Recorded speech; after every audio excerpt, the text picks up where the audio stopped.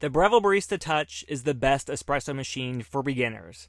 I can confidently say that because I've had this machine for over a year now.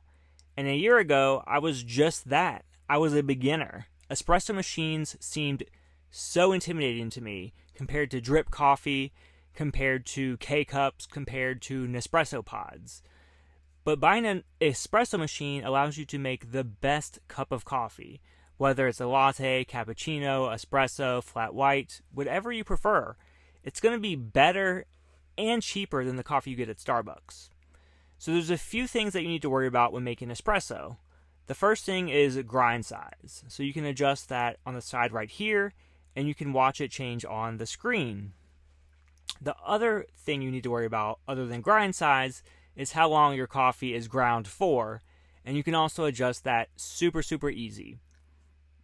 The goal is to get about 18 grams of espresso when you're making a double shot, and when you're using coffee, you need to use freshly roasted coffee. Also, there's a really good accessory right here that you put on your portafilter.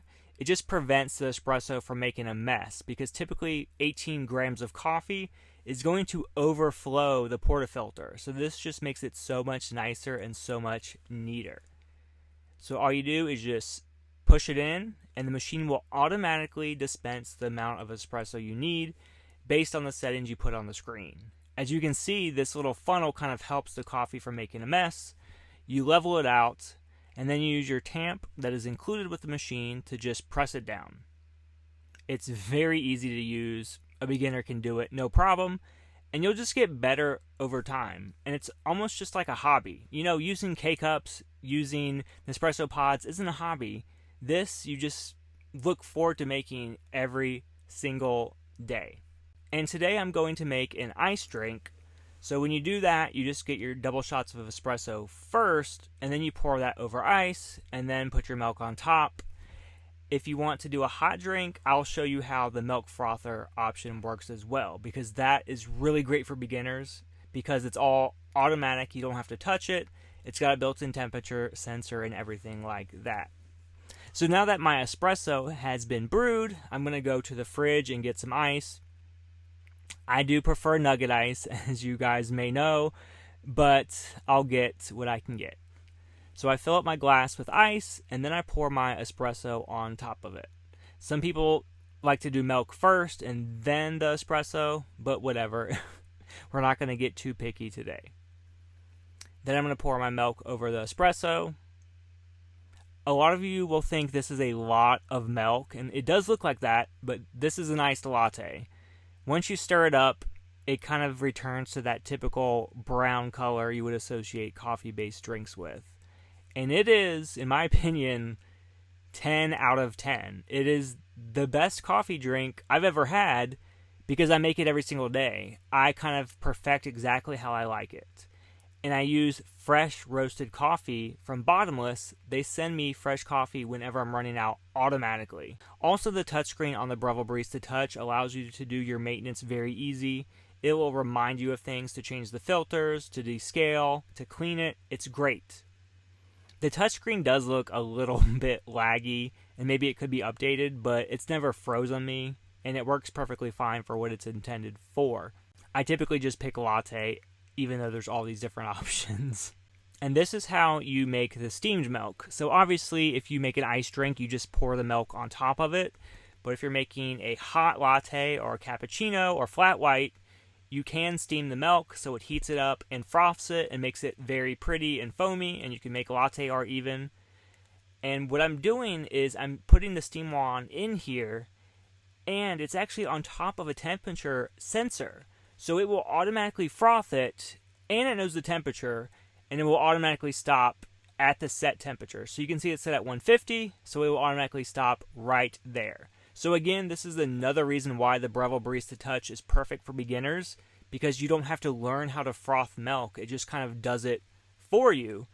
But you do have the option to learn in the future if you want to. You can just see it looks super creamy, super foamy. To prove this machine is actually for beginners, I'm going to make a drink for you live. So first, you just turn it on. It takes a second to heat up.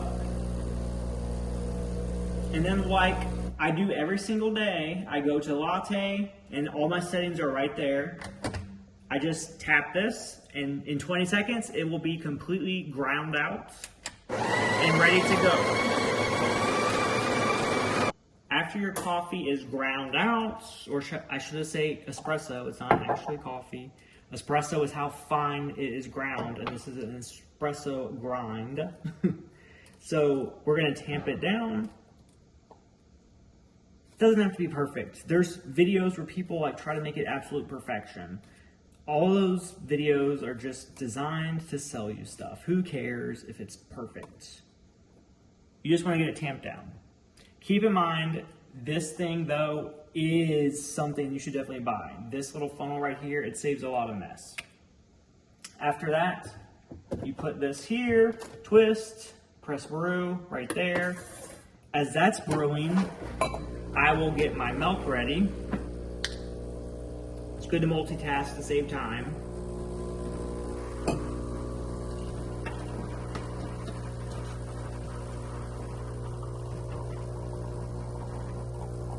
It takes about 30 seconds to brew the cup of coffee or the double shot of espresso.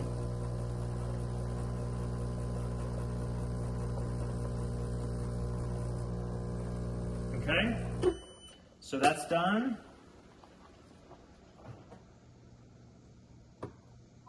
Then to steam your milk, you just put it in here, tap the milk button. It's really that simple. Again, it's made for beginners.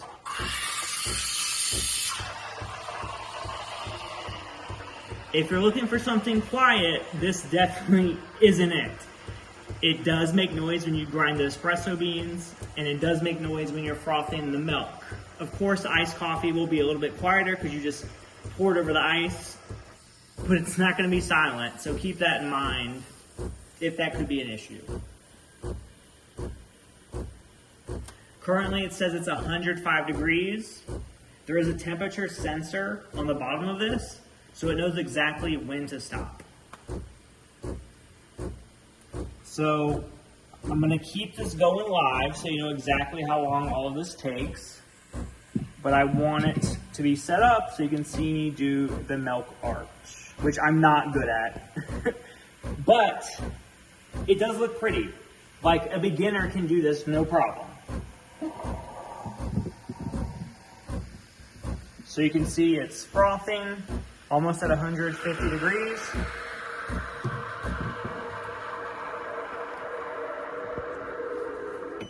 Okay, so what I do, I just wipe the wand off and I actually let it purge into this cup when we're done. I'll show you that too.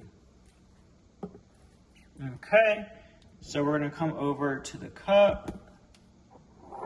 This is really weird to do behind the camera. I'm so used to doing it, just normal. Like I said, I'm not an expert. I'm really not. This probably isn't the proper cup to make a latte, but as you can see, it definitely has, those latte vibes. It's very silky. The milk mixes perfectly with the espresso. Like, that is a good cup of coffee, or a good latte if you ask me. And that took what, 3-4 minutes? You can do that instead of waiting in line at Starbucks. And this is a better cup of coffee. And then when you're done, what I do, I don't let the wand purge into the base. I let the wand purge itself into this cup. So that way there's less mess. All the milky water stuff you can just pour out into your sink.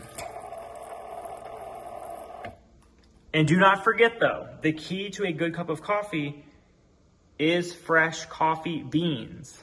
This gets auto shipped to me. Like, this bag is low. So this scale is wireless and a new bag is getting roasted and shipped out to me as we speak. So it's always the best cup of coffee. Do not buy your coffee from the grocery store. If your coffee has an expiration date and not a roasted date, it's going to be gross.